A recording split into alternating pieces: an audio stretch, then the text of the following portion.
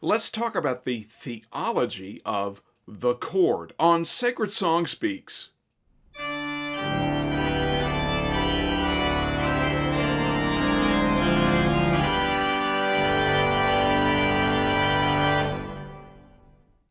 Hi, I'm Mark Bowditch with Sacred Song Consulting, and this is Sacred Song Speaks, where we talk about the theories, thoughts, and the theology of traditional worship. In this video, we're going to talk about the theology of the chord. Church musicians refer to the chord every Christmas season, and it really has got its own cult following and is referenced in social media posts and can be found on t-shirts, memes, and even coffee mugs. The chord is found in a free harmonization of the Christmas hymn, O Come All Ye Faithful, arranged by Sir David Wilcox. Sir David was the director of music at King's College, Cambridge from 1957 to 1974, and while there he arranged O Come All Ye Faithful for use in the annual Festival of Nine Lessons and Carols from the chapel of King's College and broadcast around the world each Christmas Eve. The arrangement was subsequently published by Oxford University Press in Carols for Choirs, released in 1961, and has since become the standard arrangement of the carol. So, what is the chord? Well, it's a half-diminished seventh chord. Now, musicians know what that is, but for non-musicians, that term is practically meaningless. So for our purposes, we're just going to say that it's a relatively uncommon harmony, but by no means unique, but just infrequently encountered. So when you do find it, it draws attention to itself because it sounds kind of different. If we broaden the definition just a bit, the chord would be included in a category of chords musicians call chromatic. The term chromatic is borrowed by musicians from the world of visual arts and actually means colorful. The adjective chromatic contrasts in music with the word diatonic. Now, diatonic has meant many things throughout the history of music, but we use it today to identify notes and chords that belong to a specific scale. Chromatic, then, would be notes or chords that are foreign to a specific scale. So we hopefully can begin to see that chromatic chords are special. They bring color and harmonic interest to music. You could think of diatonic chords as being the nouns and verbs of language, and chromatic chords being the adjectives and adverbs, or diatonic chords being the framing of a house and chromatic chords being the finishes.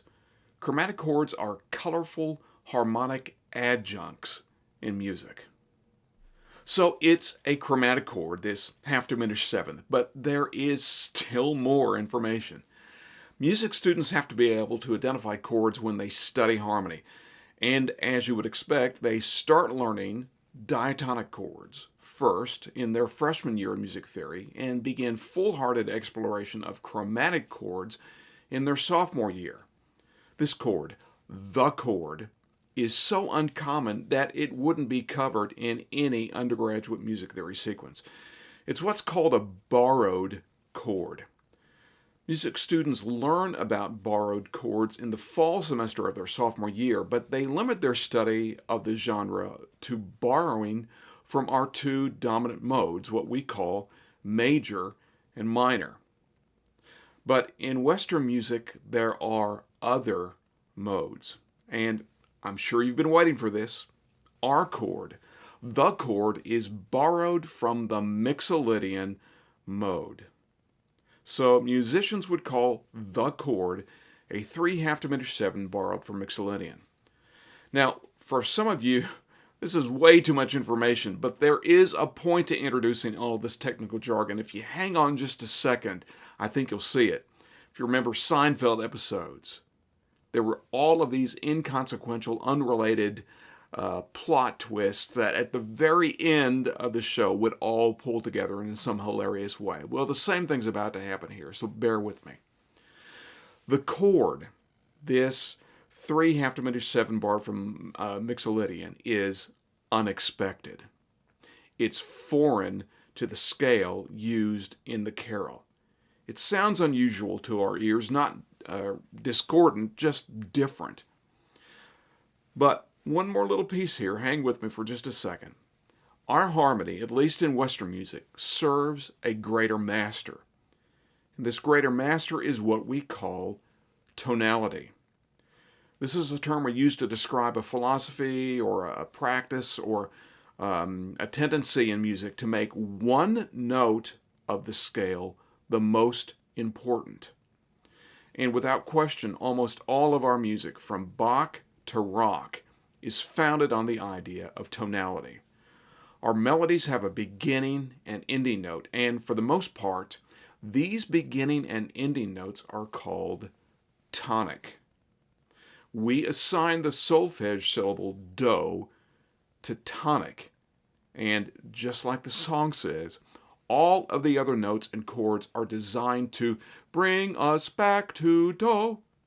And I won't sing anymore, thank you. Harmony then has an imposed function on our music. Harmony's design is to start us at the home base, lead us through a musical journey that may take us way far away from home, but ultimately drives us right back to our starting point. We know where harmony is supposed to go, even if we aren't professional musicians. We call that functional harmony. It has a greater purpose than just making our music sound colorful. So now, with all of this technical knowledge, how can we derive a theology about the chord? Well, it's all based on where the chord is used in the text of the carol. Sir David employed the chord on the word word in the phrase, Word of the Father now in flesh appearing. The phrase is sourced in the Gospel of John, chapter 1, verse 14. The living Word of God is Jesus. So at this point, the text of the carol is making a profound declaration. The Word became flesh and dwelt among us. That phrase is the climax of the entire text of the carol. God with us. But just like there was a lot of background discussion in the musical understanding of the chord, there's a little background knowledge we've got to have in order to understand the theology of the chord. God's purpose for man has always been for man to commune with Him. We have been wonderfully created for His pleasure, so that He could be in relationship with us, His creation. But our human nature rejected that purpose. And frankly, we're still paying the consequence for that decision. But God promised a way for our reconciliation with Him. He told His people of the Old Testament prophets that a Messiah would come to champion their cause and redeem them. And even though His people were weak, fickle, self-centered, and rebellious, they still longed for that promised Messiah. But what they expected in the Messiah was quite different from what God provided. They expected a mighty warrior to overthrow their oppressors, and at that point, the oppressors were the stinking Romans. But God's plan wasn't just limited to the stinking Romans. The Messiah was sent to overthrow separation from God and to restore communion between God and man. The birth of Christ then was rather unexpected. It was a surprise to God's chosen people. It was a twist in the story of redemption. If you will, it was a chromatic idea in the diatonic messianic understanding, an unusual borrowed chord in the harmony of God's grand plan.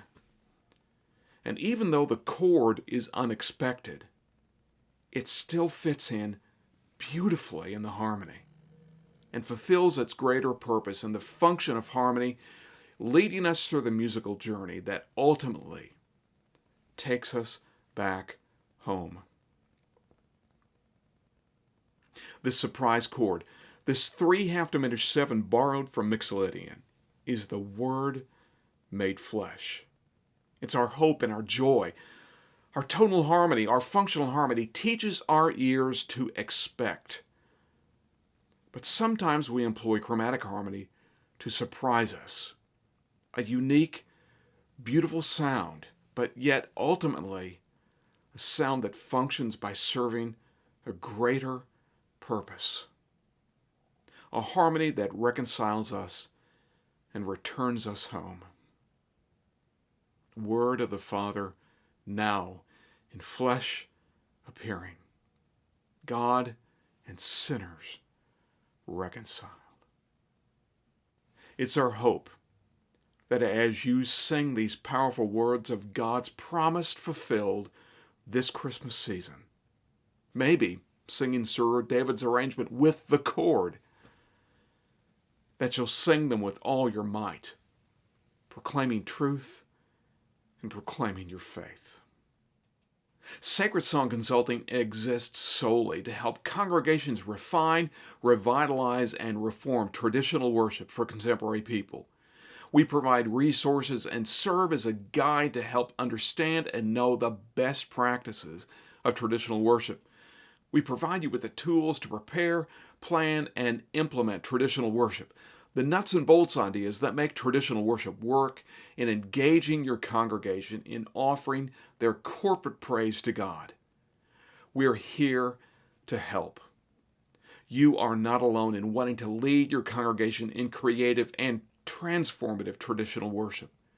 Reach out to us. Let us know how we can help.